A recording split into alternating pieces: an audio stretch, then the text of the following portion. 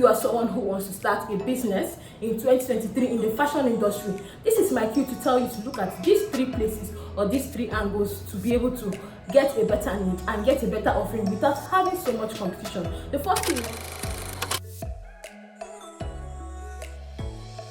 welcome back again to Startup with Breakthrough. My name is Chike Breakthrough and I'm the host at Startup with Breakthrough here in Lagos, Nigeria.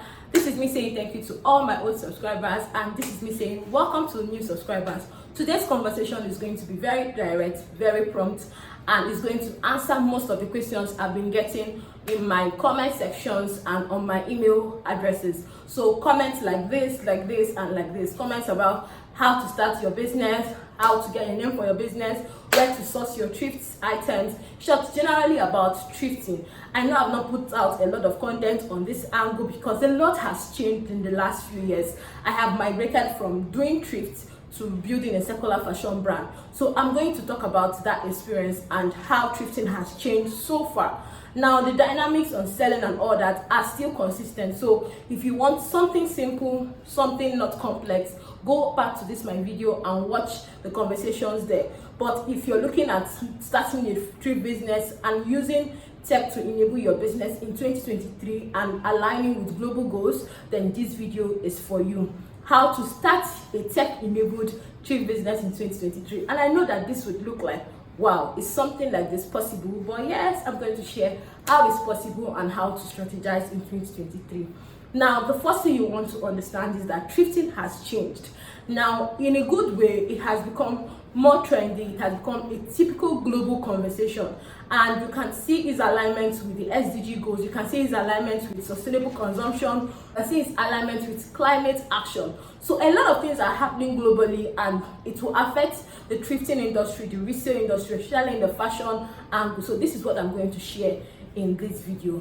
Now, what are the steps to take to align globally and to build a tech-enabled thrift business in 2023? First of all, niching. Now, it's super important for you to understand that niching is something you have to do in any business, but most likely in your thrift business, your key to success is niching. And when I mean niching, I imply to pick out a specific offering to a certain need, to a certain group of people, to a certain location, or to a certain age grade or gender. So it's important to boil down your services, your products, your offering to a specific set of people who need these items, who you know have purchasing power to buy your services, buy your products, or who have interest in what you're selling. This way, it saves you money, it saves you resources, and it helps you strategize better. So being able to pick your niche is going to help you significantly, because now when you're picking your niche, you're not just picking your niche, oh, I want to sell to women. So why do you want to sell thrift items to women? Why do women need these thrift items? So it boils down to the need in a certain set of people. So niching is really key. That way, when you're trying to enable your business using tech, you will know the specific tools you need to enable your business. And also when you're presenting your business to a global stage, to a global set of people, board of directors or investors, you know what to say and how to be able to show that your business is not just a small health business, a typical thrift business, but is solving global problems and helping your society and environment generally. So niching is super key. Niche down, niche down. So example of niching is that I moved from running the typical thrift business to running the secular fashion brand here in Lagos, Nigeria. And what we do is that we specifically provide quality pre-loved items for women within a certain age in Nigeria.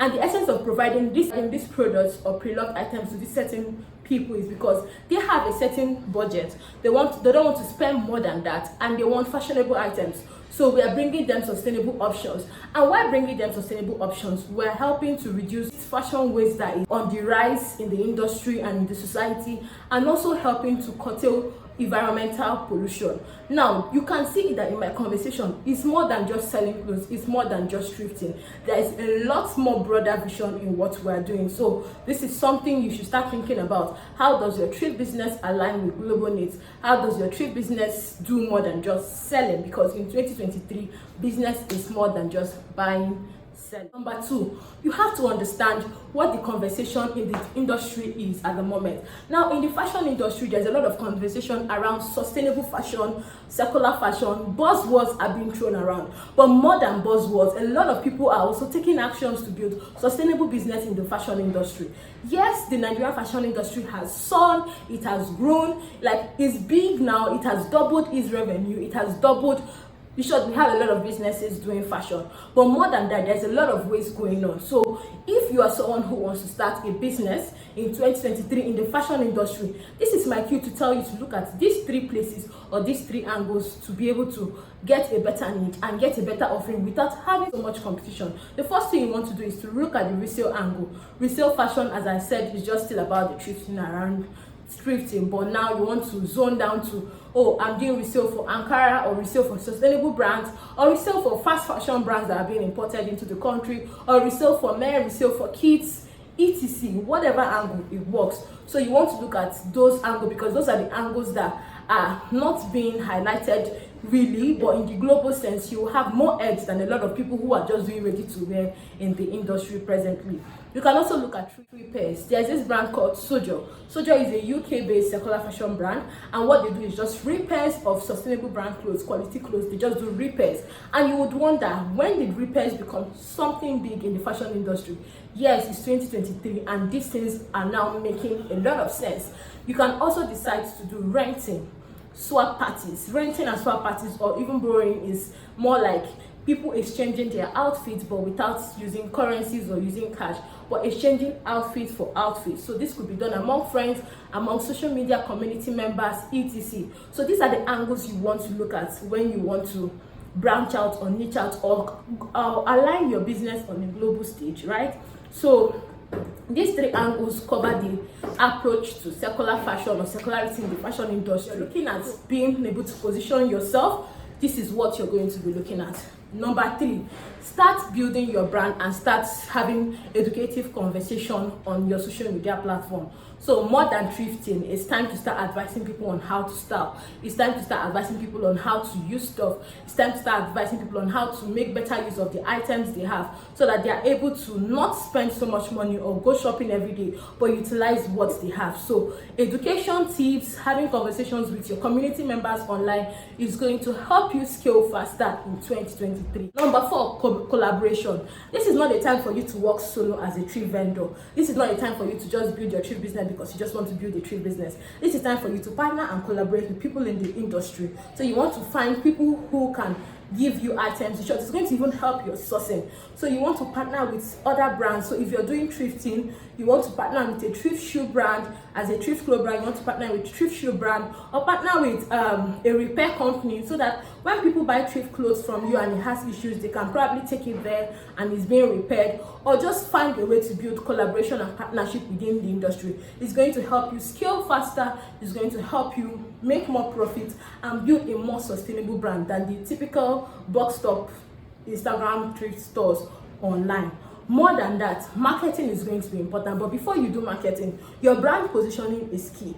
You want to have more conversations and let your customers understand deeply what you offer more than thrift clothes. So you want to have conversations on your social media platform. Position your brand conversations and statements to show that it is more than just thrift. It's saving the environment, it's helping communities, helping women in your communities, depending on the people you're targeting, or helping kids in your community, or even elevating poverty in your community. When we talk about niching and all that, this is when you want your statement or brand positioning to be really, really loud. You need to be loud about it, make noise about it, let everybody know that this is what you're offering, and this is how you're offering them, and this is how it's saving the world or making the world a better place. Now, the next point you want to look at is starting to join organizations of institutions that are on global stages, right?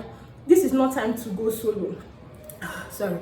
This is not time to go solo. So more than just doing collaborations and partnerships, there are several organizations in the fashion industry. You want to join them, you want to join the conversation. It will help you understand what's going on, how to align, and how to niche down. Another point I want to give you is that this year you want to start looking out for grants. You want to start looking out for accelerators, incubation for fashion brands, especially sustainable fashion brand. Last year, the Fashion Impact Fund gave over $1 million in funds to businesses that providing sustainable solutions, circular solutions in different communities in all parts of the world. So you want to start doing a lot of research to know how your thrift business can just be more than thrifting, how you can align properly, and how you can start getting free funding, free visibility on global platforms, or even in your nation, in your state. Just start small, right? But start looking at the big picture. It's more than thrifting in 2023.